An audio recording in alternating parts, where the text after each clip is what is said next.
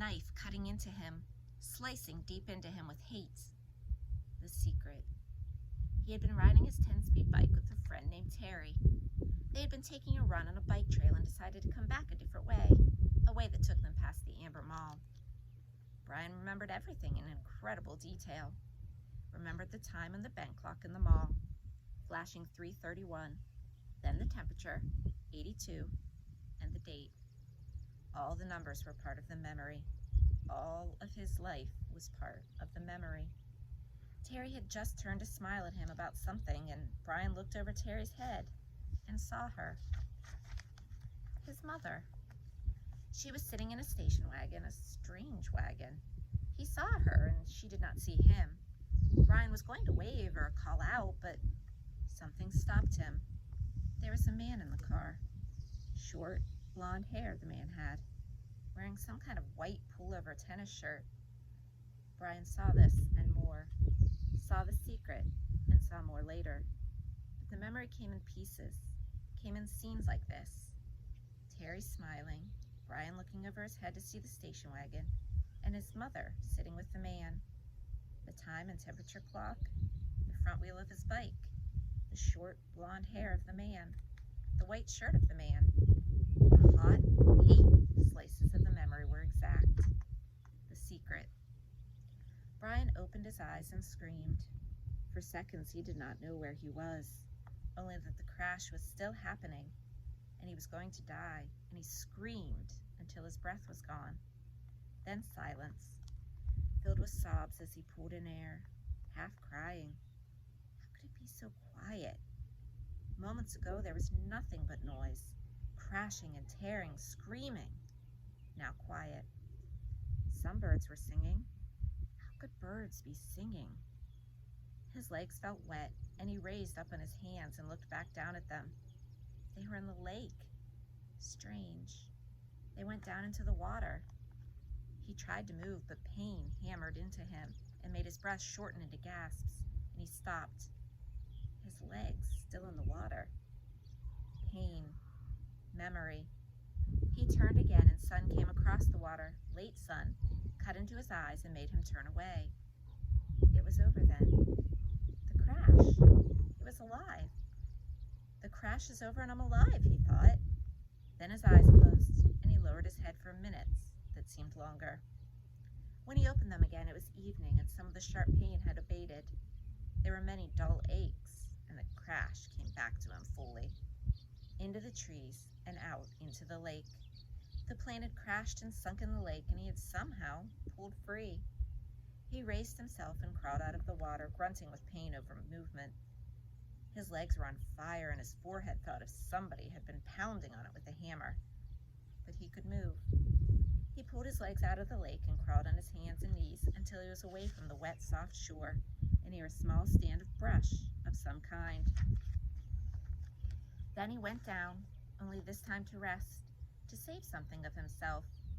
He lay on his side and put his head on his arm and closed his eyes, because that was all he could do now, all he could think of being able to do. He closed his eyes and slept, dreamless, deep and down. There was almost no light when he opened his eyes again. The darkness of night was thick, and for a moment he began to panic again. To see, he thought. To see is everything, and he could not see. But he turned his head without moving his body and saw that across the lake, the sky was a light gray, that the sun was starting to come up. And he remembered that it had been evening when he went to sleep. Must be morning now. He mumbled it almost in a hoarse whisper, as the thickness of sleep left him. The world came back. He was still in pain, all over pain. His legs were cramped and drawn up, tight and aching, and his back hurt when he tried to move. Worst was a keening throb in his head that pulsed with every beat of his heart. It seemed that the whole crash had happened to his head. He rolled on his back and felt his sides and his legs moving things slowly. He rubbed his arms. Nothing seemed to be shattered or even sprained all that badly. When he was 9, he had plowed his small dirt bike into a parked car and broken his ankle. Had to wear a cast for 8 weeks. And there was nothing now like that. Nothing broken. Just battered around a bit. He He felt he his forehead, there's a misspelling in the book. His forehead felt massively swollen to the touch, almost like a mound over his eyes. And it was so tender that when his fingers grazed it, he nearly cried. But there was nothing he could do about it, and like the rest of him, it seemed to be bruised, more than broken.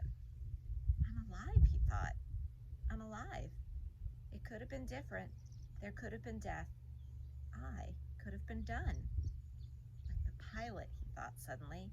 The pilot in the plane, down into the water, down into the blue water strapped in the seat.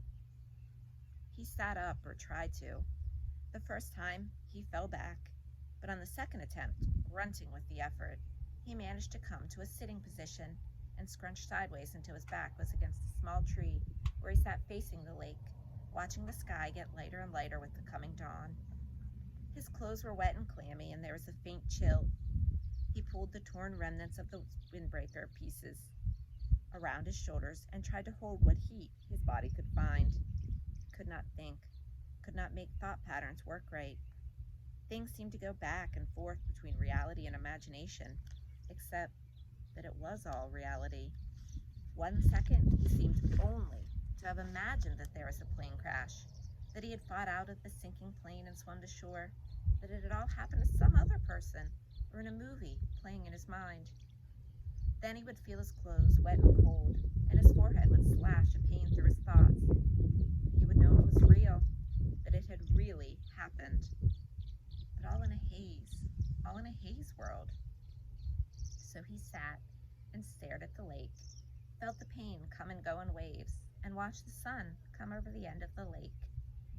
It took an hour, perhaps 2. He could not measure time yet and didn't care for the sun to get halfway up. With it came some warmth, small bits of it at first, and with the heat came clouds of insects, thick, swarming hordes of mosquitoes that flocked to his body, made a living coat on his exposed skin, clogged his nostrils when he inhaled, poured into his mouth when he opened it to take a breath.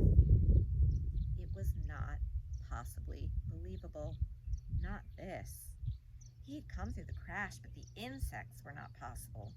He coughed them up, spat them out, sneezed them out, closed his eyes and kept brushing his face, slapping and crushing them by the dozens, by the hundreds. But as soon as he cleared a place, as soon as he killed them, more came. Thick, whining, buzzing masses of them. Mosquitoes and some small black flies he had never seen before, all biting, chewing, taking from him. In moments, his eyes were swollen shut and his face puffy and round to match his battered forehead. He pulled the torn pieces of his windbreaker over his head and tried to shelter in it, but the jacket was full of rips, and it didn't work. In desperation, he pulled his t-shirt up to cover his face, but that exposed the skin of his lower back, and the mosquitoes and flies attacked the new soft flesh of his back so viciously that he pulled his shirt down. In the end, he sat with the windbreaker pulled up, brushed with his hands, and took it, almost crying in frustration and agony. There was nothing left to do, and when the sun was fully up and heating him directly, bringing steam off of his wet clothes and bathing him in warmth, the mosquitoes and flies disappeared, almost that suddenly. 1 minute he was sitting in the middle of a swarm, the next they were gone, and the sun was on him. Vampires, he thought. Apparently they didn't like the deep of night. Perhaps it was because it was too cold, and they couldn't take the direct sunlight. But in that gray time in the morning, when it began to get warm, and before the sun was full up and hot, he couldn't believe them. Never in all the reading, in the movies he had watched on television about the outdoors, never once had they ever mentioned the mosquitoes or flies. All they ever showed on the naturalist shows was beautiful scenery or animals jumping around having a good time. Nobody ever mentioned mosquitoes and flies. He pulled himself up to stand against the tree and stretched, bringing new aches and pains. His back muscles must have been hurt as well. They almost seemed to tear when he stretched. And and while the pain in his forehead seemed to be abating somewhat, just trying to stand made him weak enough to nearly collapse. The backs of his hands were puffy and his eyes were almost swollen shut from the mosquitoes, and he saw everything through a narrow squint. Not that there was much to see, he thought, scratching the bites. In front of him lay the lake, blue and deep. He had a sudden picture of the plane, sunk in the lake, down and down in the blue with the pilot's body, still strapped in the seat, his hair waving. He shook his head. More pain. That wasn't something to think about. He looked at his surroundings again. The lake stretched out slightly below him. He was at the base of the L, looking up the long part with the short part to his right. In the morning light and calm, the water was absolutely, perfectly still. He could see the reflections of the trees at the other end of the lake. Upside down in the water, they seemed almost like another forest. An upside-down forest to match the real one. As he watched, a large bird, he thought it looked like a crow, but it seemed larger, flew from the top, real forest, and the reflection bird matched it, both flying over the water. Everything was green, so green it went into him. The forest was largely made up of pines and spruce, with stands of some low brush smeared here and there, and thick grass, and some other kind of very small brush all over. He couldn't identify most of it, except the evergreens and some leafy trees he thought might be aspen. He'd seen pictures of aspens in the mountains on television. The country around the lake was moderately hilly, but the hills were small, almost hummocks, and there were very few rooks except to his left. There lay a rocky ridge that struck out overlooking the lake about 20 feet high. If the plane had come down a little to the left, it would have hit the rocks, never made it to the lake. He would have been smashed, destroyed. The word came. I would have been destroyed and torn and smashed, driven into the rocks and destroyed. Luck, he thought. I have luck. I had good luck there. But he knew that was wrong. If he had had good luck, his parents wouldn't have divorced because of the secret, and he wouldn't have been flying with a pilot who had a heart attack, and he wouldn't be here where we had to have good luck to keep from being destroyed. If you keep walking back from good luck, he thought, you'll come to bad luck. He shook his head again, wincing. Another thing not to think about. The rocky ridge was rounded and seemed to be of some kind of sandstone with bits of darker stone layered and stuck into it. Directly across the lake from it, at the inside corner of the L, was a mound of sticks and mud rising up out of the water a good 8 or 10 feet. At first Brian couldn't place it, but he knew that he somehow knew what it was. Had seen it in films. Then a small, brown head popped to the surface of the water near the mound and began swimming off down the short leg of the L, leaving a V of ripples behind. He remembered where he'd seen it. It was a beaver house, called a beaver lodge in a special he'd seen on the public channel. A fish jumped. Not a large fish, but it made a big splash near the beaver. And as if by a signal, there were suddenly little splops all over the sides of the lake, along the shore, as fish began jumping. Hundreds of them, jumping and slapping the water. Brian watched them for a minute, still in the half-daze, still not thinking well. The scenery was very pretty, he thought, and there were new things to look at. But it was all a green and blue blur, and he was used to the gray and black of the city. Traffic, people talking, sounds all the time, the hum and whine of the city. Here at first it was silent, or he thought it was silent, but when he started to listen, really listen, he heard thousands of things.